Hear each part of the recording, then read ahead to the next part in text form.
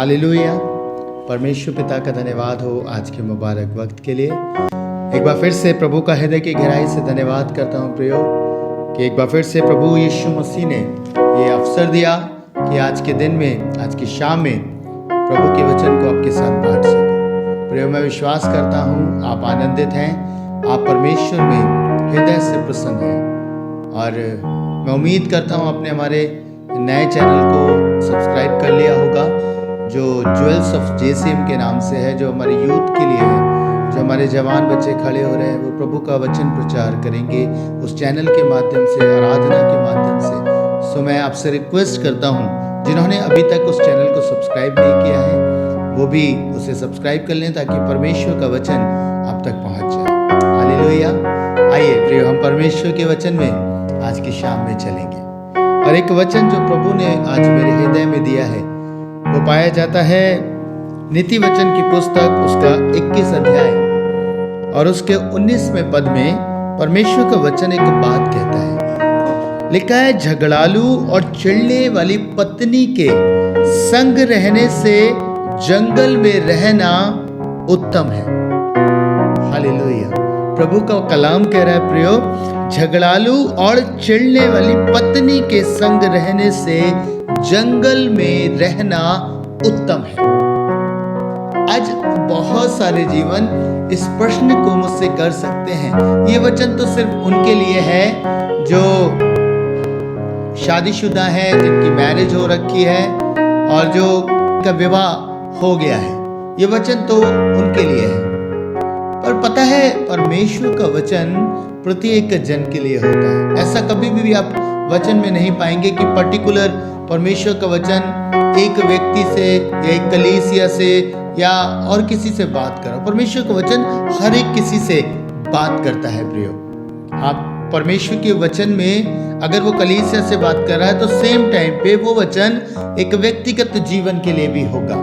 ऐसे ही प्रियो, जब ये वचन आया है तो परमेश्वर हमसे हिडन में कुछ बात कहना चाह रहे हैं। प्रभु कुछ गुप्त बात को हम पर रिवील कर रहे हैं। कौन है ये झगड़ालू पत्नी? कौन है ये चिढ़ने वाली पत्नी? प्रियो, पत्नी की तुलना देह से की गई है। आज मेरी देह वो झगड़ालू पत्नी है, ये वो चिढ़ने वाली पत्नी है। मालूम है परमेश्वर के वचन में लिखा है प्रियो कि देह आत्मा के विरोध में और आत्मा देह के विरोध में लालसा करता है। हालेलुया। आज चिढ़ने वाली पत्नी है, और इसे परमेश्वर कहते हैं हमें अपने देह पर अधिकार रखना है। आज बहुत सारे जीवन हैं जो झगड़ालू पत्नी से झगड़े में पड़े हुए हैं, जबकि परमेश्वर हिडन में एक मैसेज दे रहे हैं कि हमें अपनी झगड़ालू पत्नी, चिढ़ने वाली पत्नी के साथ नहीं, हमें उससे भला है कि हम जंगल में चले जाएं। जंगल मालूम है किस बात को दर्शाता है? जंगल दर्शाता है प्रियो प्रार्थना कक्ष को। जंगल दर्शाता है प्रियो प्रार्थना के जीवन को। क्यों प्रभु कह रहे हैं? पता है, जैसे ही आप अपनी इस चिढ़ने वाली झगड़ालू पत्नी से अलग होते हैं, अलग से मतलब ये नहीं कि आपने अपनी देह अलग कर दी, इसका मतलब है आप इसको अपनी अधीनता में ले आते हैं, यानी कि आप आत्मा में चले जाते हैं, और प्रार्थना कक्ष में जब आप जाते हैं तो आप अपनी देह को वश में लेके आते हैं। हालेलुया। इसलिए पौलुस कहता है, मैं अपनी देह को मारता और कूटता हूँ और उसे वश में लेके आता हूँ। और पता है अपनी देह को वश में करने का सिर्फ एक ही उपाय है, और वो है प्रार्थना। हालेलुया। आपकी देह कई बार आपको पाप में लेके जाती है, आपकी देह कई बार आप पे प्रभुता करती है। जैसे हमें प्रार्थना करनी है तो देह हमसे मना करती है कि नहीं, आराम कर ले, थकान हो रही है, आराम कर ले, और हम करते हैं प्रियो। पर परमेश्वर चाह रहे हैं कि मैं और आप जंगल में जाना सीखें। हमें इससे झगड़ा करने की आवश्यकता नहीं, इसके झगड़े में रहने की आवश्यकता नहीं प्रियो। हमें एकांत में आकर प्रार्थना करने की जरूरत है, और जब आप प्रार्थना में रहेंगे तो आप अपनी देह पर अधिकार रखेंगे। हालेलुया। हालेलुया। प्रियो, आज मैं आपको एनकरेज करना चाहता हूं कि प्रार्थना के जीवन में आ जाइए।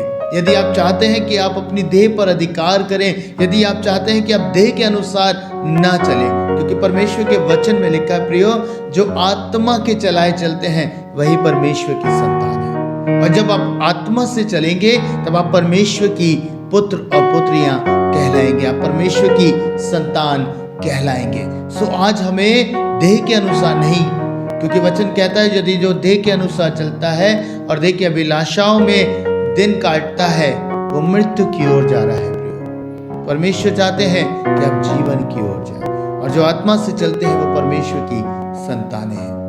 आज हमें आत्मा से देह की क्रियाओं को मानना है। आज हमें आत्मा से देह की क्रियाओं को खत्म कर देना है। आज हमें देह से आत्मा की ओर आना है।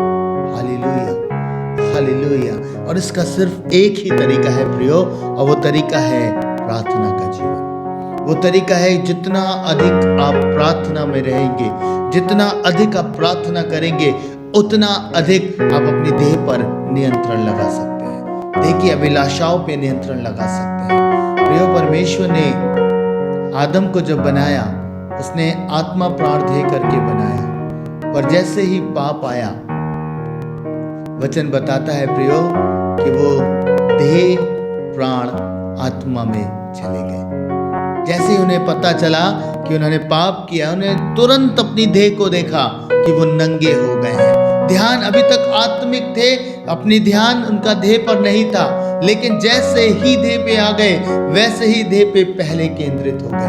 जबकि परमेश्वर चाहते हैं हम आत्मा की प्रतीति करें, हम आत्मा पे केंद्रित रहें। मनुष्य जो परमेश्वर ने बनाया था वो आत्मा प्राण देह में बनाया, पर मनुष्य देह प्राण आत्मा पर आज केंद्रित हो गया है।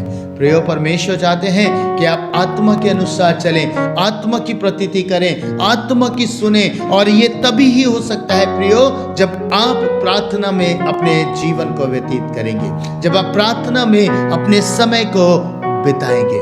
मालूम है आज बहुत सारे जीवन एक्सक्यूज देते हैं, आज बहुत सारे जीवन एक्सक्यूजेस देते हैं कि हम प्रार्थना नहीं कर पा रहे, हम प्रार्थना नहीं कर पा रहे। मैं आज आपको एक बात बताऊंगा प्रिय, अद्भुत बात है। मालूम है चेले और भीड़ में क्या अंतर था? आप मुझे बता सकते हैं चेले और भीड़ में क्या अंतर था? मालूम है यीशु मसीह के चेले और भीड़ में एक ऐसा अंतर था। वो अंतर ये था, भीड़ जिन चमत्कारों को देख रही थी, भीड़ मिरेकल को देखती थी प्रियो, बहुत अद्भुत अद्भुत मिरेकल प्रभु ने किए, उनका ध्यान मिरेकल्स पर केंद्रित था। पर पता है चेले यीशु मसीह से एक बात कहते हैं। जब आप पढ़ेंगे लूका 11 अध्याय तो आपको पता चलेगा यीशु मसीह के पास चेले आते हैं और उनसे कहते हैं कि हे प्रभु हमें प्रार्थना करना सिखा। हालेलुया। आज पता है हर एक जीवन की ये डिमांड होनी चाहिए यीशु मसीह से, प्रभु हमें प्रार्थना करना सिखा। ये वही चेले थे जो दिन रात मिरेकल्स को देख रहे थे, लेकिन पता है इन्होंने इस बात पे केंद्रित नहीं हुए। इन्होंने इस सोर्स को जाना कि यीशु मसीह जो मिरेकल परफॉर्म कर पा रहे हैं, ये जो आश्चर्य कर्म परफॉर्म करते हैं, उसका सोर्स क्या है। पता है बाइबल बताती है प्रियो, यीशु मसीह के विषय में जब आप देखेंगे तो आपको समझ में आएगा कि वो कितना अधिक प्रार्थना किया करते थे, और चेले इस बात को ऑब्जर्व करते थे, और इसलिए वो प्रभु से कहते हैं प्रभु हमें प्रार्थना करना सिखा, क्योंकि हमने देख लिया है जो मिरेकल आप करते हैं, जो आश्चर्य कर्म आप करते हैं प्रभु, वो केवल और केवल प्रार्थना की सामर्थ्य से होते हैं। जितना अधिक यीशु मसीह प्रार्थना करते थे उतना अधिक मिरेकल परफॉर्म होते थे। हालेलुया। इसलिए उन्होंने उस बुनियादी नींव को देखा कि यीशु मसीह ये सब इसलिए कर पा रहे हैं क्योंकि वो प्रार्थना करते हैं। आज मसीह जीवन बुनियादी चीज को इग्नोर करता है। मालूम है आपको कितने ही जीवन हैं जो प्रार्थना के लिए समय नहीं निकाल पा रहे। आप किसी से बात करो, प्रार्थना करने का उनके पास समय नहीं है। रात में देर तक मोबाइल चला लेंगे, सुबह में उठेंगे नहीं, सुबह में रात की नींद पूरी नहीं होती तो प्रार्थना नहीं कर पाते। जॉब पे जाते हैं, जॉब से वापस आते हैं तो थक जाते हैं, और उनके पास एक एक्सक्यूज होता है, हम कहाँ प्रार्थना करें, हम कैसे प्रार्थना करें, हमारे पास प्रार्थना करने का समय नहीं हो रहा है। एक्सक्यूजेस बहुत सारे हैं, प्रार्थना का समय नहीं। मालूम है आपको, मैं आपसे एक बात शेयर करना चाहता हूँ प्रियो, यीशु मसीह से ज्यादा बिजी पर्सन कोई नहीं था, पर फिर भी बाइबल बताती है कि वो प्रार्थना करते थे। हालेलुया। आपको आसान बात लगती है ये कि हजारों की भीड़ को तृप्त करना, भोजन खिलाना, इतने लोगों के साथ उनकी बातों को बांटना, चिन्ह चमत्कारों को परफॉर्म करना, हर एक व्यक्ति के लिए व्यक्तिगत प्रार्थना करना कितना टफ होता होगा यीशु मसीह के लिए। थक जाते होंगे, एक पहाड़ से दूसरे पहाड़ जा रहे हैं, एक स्थान से दूसरे स्थान पे जा रहे हैं, पूरा दिन चलते हैं, वचन प्रचार कर रहे हैं, मिरेकल कर रहे हैं, उसके बावजूद भी वचन बताता है कि वह प्रार्थना करने जाते थे। हालेलुया। इतना बिजी होने के बाद वो प्रार्थना के लिए समय निकालते थे, चाहे वो रात भर प्रार्थना में ठहरते थे, चाहे वो कितना भी समय प्रार्थना में रहे, लेकिन उन्होंने प्रार्थना को नहीं त्यागा प्रियो। और आज यही बुनियाद है जो हमारी सामर्थ्य की बुनियाद है। परमेश्वर चाहते हैं कि हम इसमें अपने आप को तैयार रखें, हमेशा प्रार्थना करें, पर मनुष्य एक्सक्यूज देता है। आज वो एक्सक्यूज देते हैं, जॉब से थक जाते हैं, बहुत सारे घर के काम है, स्त्रियां कहती हैं हमारे पास घर के काम बहुत हैं, हमारे पास और जॉब के काम बहुत हैं, बाकी सारे कामों के लिए समय है, परमेश्वर के लिए समय नहीं है, प्रभु से प्रार्थना करने का समय नहीं है प्रियो। आज मैं आपसे कहना चाहता हूं, एक्सक्यूजेस देना बंद करें एक्सक्यूज देना। अगर देखना है तो यीशु मसीह के जीवन को देखिए प्रियो। यीशु मसीह ने कभी एक्सक्यूज नहीं दिया।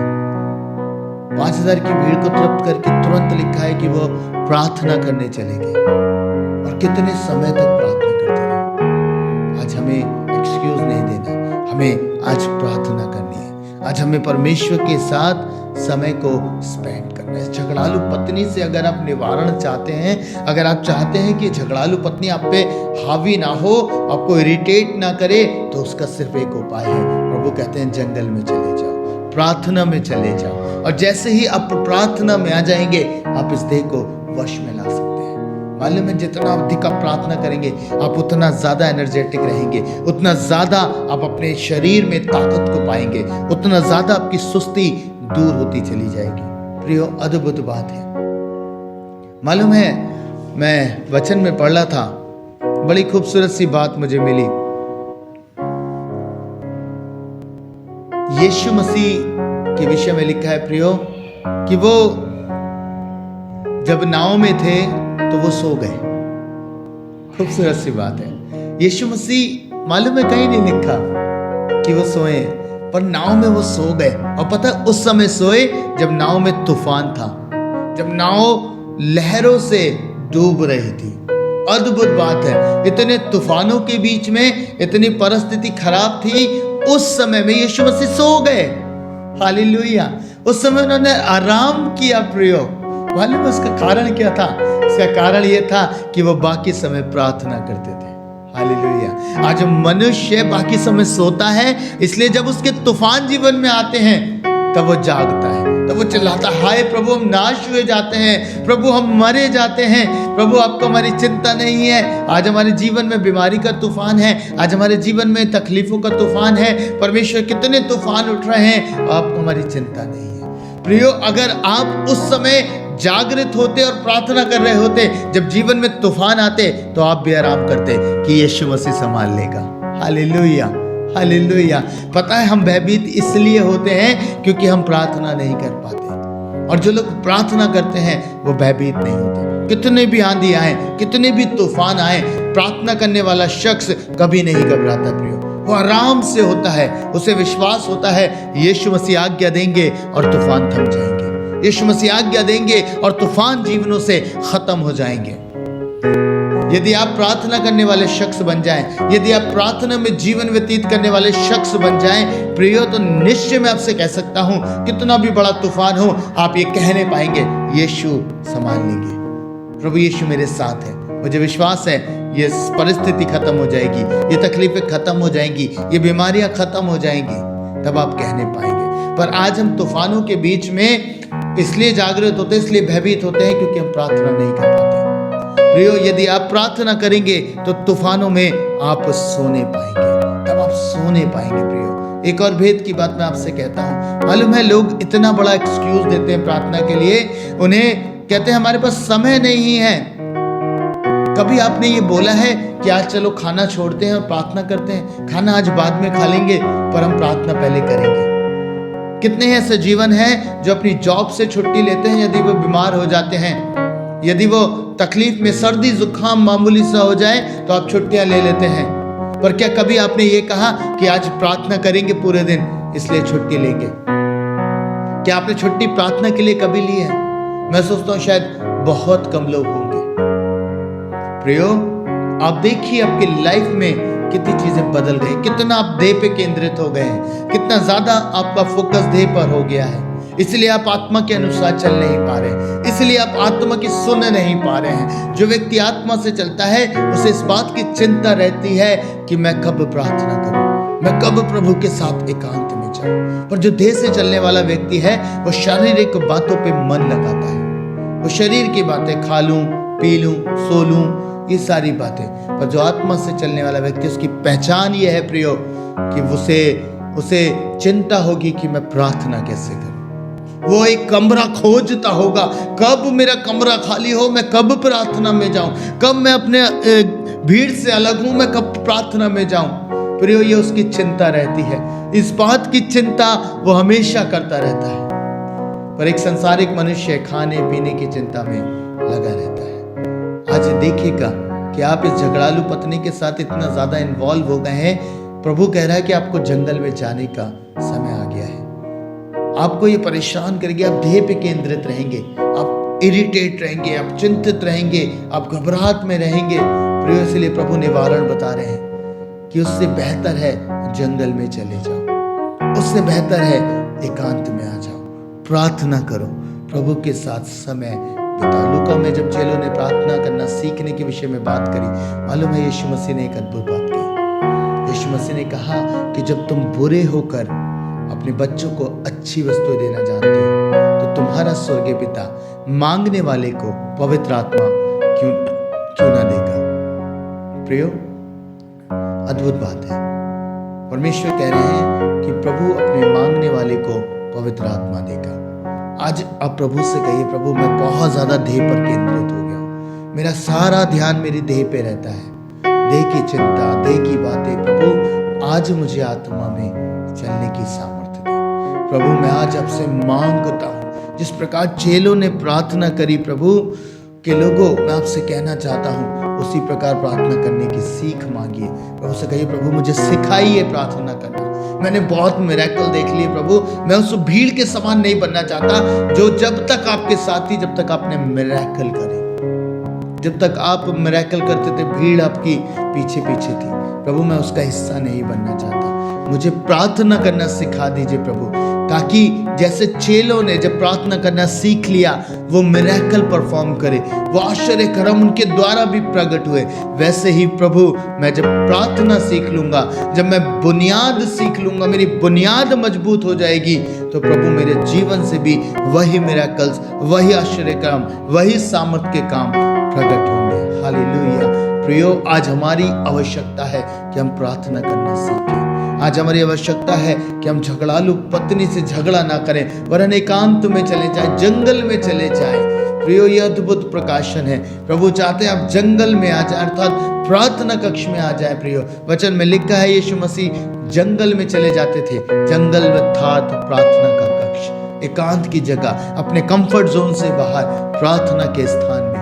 प्रभु चाहते हैं कि आज आप भी उसी स्थान में आ जाएं। आप प्रार्थना के लिए एक्सक्यूज ना दें, आज मैं बिजी हूँ, मेरी जॉब है, मैं थका हुआ हूँ। नहीं, सब चीजों से बाहर आने का समय है।